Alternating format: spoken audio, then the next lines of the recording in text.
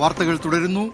കടലിളകി വന്നാലും നിലപാടിൽ നിന്ന് കടുകിട പോലും പിന്നോട്ടില്ലാത്ത ഉറച്ച ശൈലിയാണ് വി.ഡി. സതീശനെ കേരളത്തിന്റെ ഭരണസാരഥ്യത്തിലേക്ക് എത്തിച്ചത്. തേച്ചുമിനുക്കിയ ചിന്തയും അതിൽ പിറവികൊള്ളുന്ന പുതിയ ആശയങ്ങളുമാണ് വി.ഡി. സതീശനെ സമകാലിക രാഷ്ട്രീയ നേതാക്കളിൽ നിന്നും വേറിട്ട് നിർത്തുന്നത്. ആദ്യം തോൽപ്പിച്ച പറവൂരുകാർ പിന്നങ്ങോട്ടുള്ള കാൽ നൂറ്റാണ്ടുകാലം ചേർത്ത് പിടിച്ചതാണ് വി.ഡി. സതീശൻ കൈവരിച്ച ജനകീയതയുടെ അടയാളം. തിരസ്കാരത്തിന്റെയും മാറ്റിനിർത്തലിന്റെയും കാലങ്ങൾ കടന്ന് 2001 വടക്കൻ പരവൂരിൽ നിന്ന് നിയമസഭാംഗമായ ഒരാൾ സഭാതലത്തിലെ ഇടപെടലിലൂടെ അയാൾ തന്നിലെ പ്രതിഭയെ പ്രകാശിപ്പിച്ചു. ഒപ്പം എത്രമേൽ ചവിട്ടിമതിച്ചാലും ഉയർന്നു പൊന്തുന്ന കാതലുള്ള മരമാണ് താനെന്ന് ചരിത്രത്തിൽ എഴുതി ചേർത്തു. അയാളുടെ പേരാണ് മുഖ്യമന്ത്രി എന്ന വിശേഷണത്തോടൊപ്പം കേരളം ഇനി ചേർത്ത് വായിക്കാൻ പോകുന്നത്. വടശ്ശേരി ദാമോദര മേനോൻ സതീശൻ അഥവാ വി.ഡി. സതീശൻ. ആരും വെള്ളിത്തളികയിൽ വെച്ച് നീട്ടിയതല്ല വി.ഡി. സതീശന് കേരളത്തിലെ മുഖ്യമന്ത്രി സ്ഥാനം. അധികാര സോപാനങ്ങളിലേക്ക് പടവെട്ടി കയറിയതാണ് ചരിത്രം. കേരളത്തിൽ തെരുവിലെ പ്രകടനങ്ങൾ ഹൈക്കമാൻഡുകളെ തിരുത്തിയ ചരിത്രത്തിലെ രണ്ടാമത്തെ ഏട്. കൗമാരം തൊട്ടേ പ്രസംഗവും സംവാദവുമാണ് നെട്ടൂരിൽ നിന്ന് തേവർ സേക്രഡ് ഹാർട്ട് കോളേജ് വഴി വിദ്യാർത്ഥി രാഷ്ട്രീയത്തിലേക്ക് പിച്ചവെച്ച വി.ഡി. സതീശനെ രൂപപ്പെടുത്തിയത്. ആർട്സ് ക്ലബ് സെക്രട്ടറിയിൽ തുടങ്ങി MG സർവകലാശാല യൂണിയൻ ചെയർമാൻ വരെ ആയെങ്കിലും KSU സംസ്ഥാന അധ്യക്ഷനാകാനോ NSU അധ്യക്ഷനാകാനോ സതീശന് കഴിഞ്ഞില്ല. കപ്പിനും ചുണ്ടിനുമിടയിൽ പലതും നഷ്ടമായി. തുടർന്നാണ് ഹൈക്കോടതിയിൽ മുഴുവൻ സമയ അഭിഭാഷകനായത്. ഹൈക്കോടതിയിൽ പ്രാക്ടീസ് ചെയ്യുമ്പോഴാണ് 1996 നോർത്ത് പരവൂരിൽ മത്സരിക്കാൻ വെളിവരുന്നത്. ഇടതുകോട്ടയായ പരവൂരിൽ കന്നി മത്സരത്തിൽ തോൽവി. പരാജയപ്പെട്ടെങ്കിലും സതീശൻ പിന്നീട് ഇന്നുവരെ പറവൂരിൽ നിന്ന് പോയിട്ടില്ല. അവിടെ നിന്ന് പ്രവർത്തിച്ചു. 2001 തന്നെ അധ്വാനം ഫലം കണ്ടു. KM ദിനകരനെ 7792 വോട്ടുകൾക്ക് തോൽപ്പിച്ച് ആദ്യമായി നിയമസഭയിലെത്തി. അവിടെ ഒരു മികച്ച സാമാജികൻ പിറവിയെടുക്കുകയായിരുന്നു. ആര്യാടൻ മുഹമ്മദും KM മാണിയും തിരുവഞ്ചൂരും TM ജേക്കബും ഒക്കെയായിരുന്നു അക്കാലത്ത് നിയമസഭയിലെ UDFന്റെ കുന്തമന.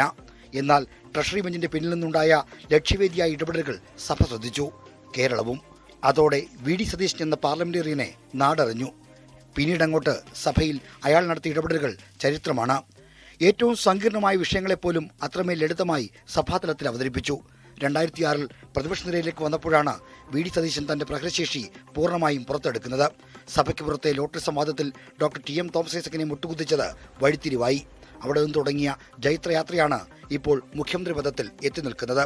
2011 UDFന് അധികാരം കിട്ടിയെങ്കിലും വി.ഡി. സതീശൻ മന്ത്രിയായില്ല. ഗ്രൂപ്പ് വീതം വെപ്പിൽ നിലപാടുള്ളവൻ പുറത്ത്. വിദ്യാർത്ഥി രാഷ്ട്രീയ കാലത്തെ നേരിട്ട തഴയപ്പെടലുകൾ ശീലമായിട്ടുള്ളതിനാൽ എതിർ ശബ്ദങ്ങൾ ഉയർത്താതെ അയാൾ പിൻവാങ്ങി. തിരിച്ചടി അവസരമാക്കുന്ന സതീശനെയാണ് പിന്നീട് കേരളം കണ്ടത്. ഹരിത രാഷ്ട്രീയം പറഞ്ഞ് അയാൾ കാട് കയറി. അപ്പോൾ നെഞ്ചിടിപ്പെല്ലാം മാഫികൾക്ക് കുടപിടിക്കുന്നവർക്കായി. സോളാർ വിവാദത്തിൽ സർക്കാർ ആടിയൊലിഞ്ഞപ്പോഴും വി.ഡി. സതീശൻ നിലപാട് പറഞ്ഞു. പാർട്ടി വേദിയുടെ സുരക്ഷിതത്വത്തിലല്ല, പരസ്യമായി തന്നെ.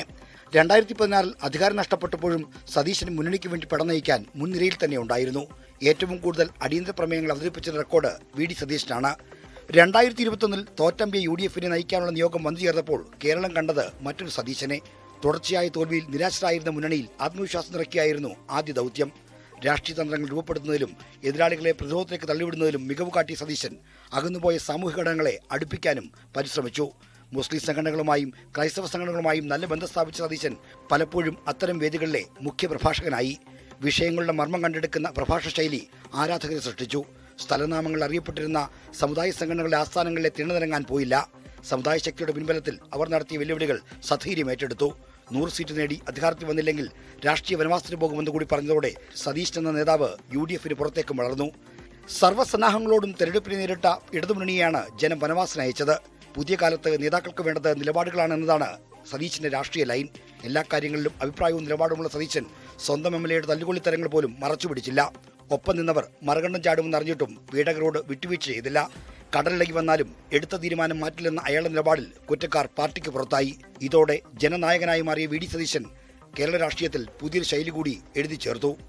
കോൺഗ്രസിന് പുറത്തും ആരാധകവൃത്തത്തെ രൂപപ്പെടുത്താൻ കുറഞ്ഞ കാലം കൊണ്ട് വി.ഡി. സതീശനായി. നിലപാടുകളിലെ ഈ സ്ഥൈര്യമാണ് വി.ഡി. സതീശനെ ഇപ്പോൾ മുഖ്യമന്ത്രി സ്ഥാനത്തെത്തിച്ചതും. ആർ ശ്രീജിത്ത്, 24, തിരുവനന്തപുരം.